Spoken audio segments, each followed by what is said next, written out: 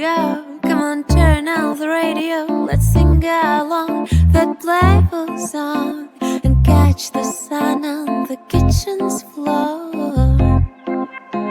Sorry, dear, I just wanted to play.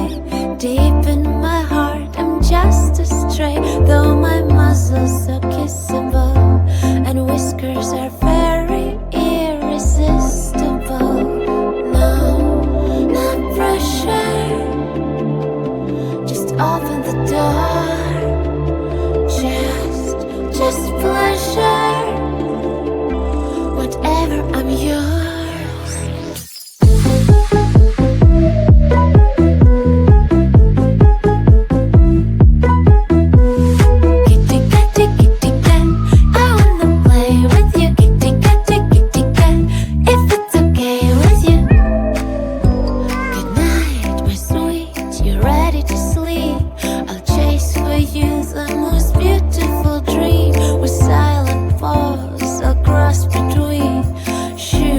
Rooftops and moon rocks and green.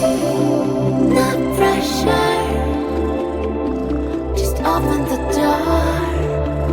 Just I think it is time cause I love your profile. Your magical girl, like the way you're so low. I'm having a fever cause you're so hot. Please answer my DM so I can on. Your magical guy.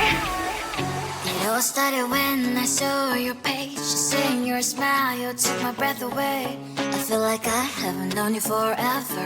I love every word you say. Baby, you're my number one FYP.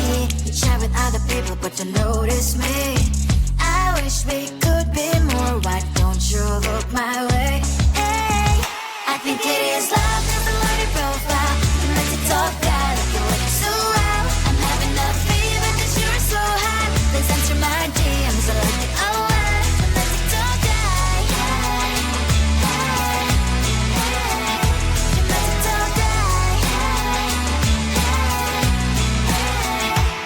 Too much to ask.